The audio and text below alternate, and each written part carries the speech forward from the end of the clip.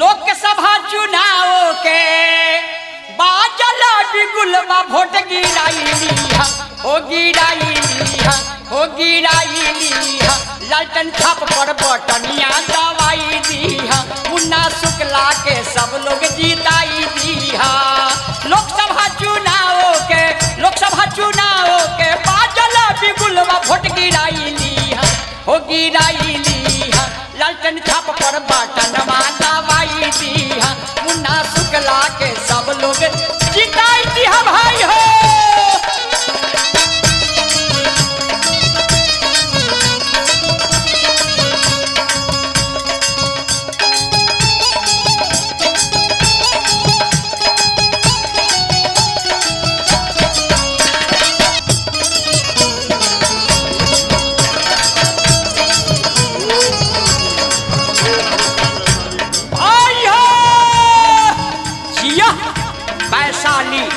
लोकसभा क्षेत्र के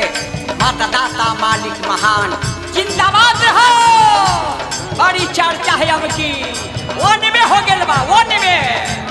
मीनापुर विधानसभा में काटी में बलुराज में बारू में साहेबगंज में वैशाली में बाप रे बाप जन्य सुना मुन्ना शुक्ला लालटेन छाप मुन्ना शुक्ला लालटेन छाप लड़का सियान अब बूढ़ा जवान सब लोग कहता रे आम की बार वैशाली में मुन्ना शुक्ला के जिता देवे के बाद लालटेन छाप पर बटन दबा देवे के बाद वैशाली लोकसभा से मुन्ना शुक्ला के जिता देवे के बाद भाई हो।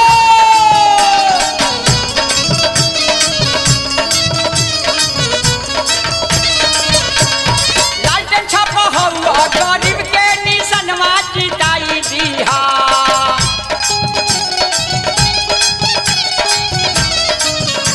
अरे मिश्री लाला गावता रे लालटेन छाप के गनवा जिताई दिहा हो जिताई दिहा हो जिताई दिहा मुन्ना शुक्ला के सब लोग जिताई दिहा लालटेन छाप पर बटनिया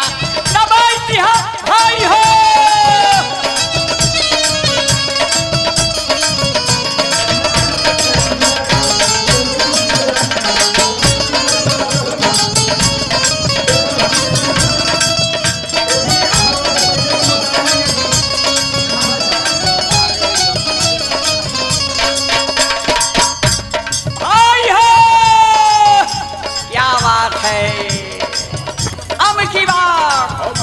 वैशाली लोकसभा में मुन्ना शुक्ला लालटेन छाप वन में हो गया एगो बात कहे के चाह एक जगह है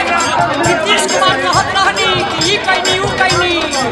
अब पलटी मारलन से दोबारा कहनी अब की बदला सधा देवे के बाद लालटेन छाप के जिता देवे के बाद महागठबंधन जिंदाबाद रहो। मुन्ना शुक्ला एम की बार वैशाली लोकसभा क्षेत्र से जिता देवे के बाद अब पलटू चाचा के देखा देवे के बाद कि पलाटला के मतलब का हो खेला बिहार में लालटेन छाप जिंदाबाद रहा भाई हो।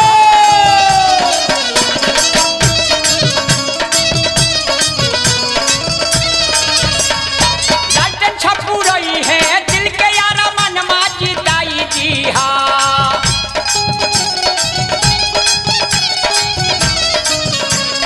मुन्ना शुक्ला हुआ गरीब के दीवानवा जिताई दिहा हो जिताई दिहा हो जिताई दिहा हो जिताई दिहा मुन्ना शुक्ला के अब की जिताई दिहा लालटेन छाप पर बटनिया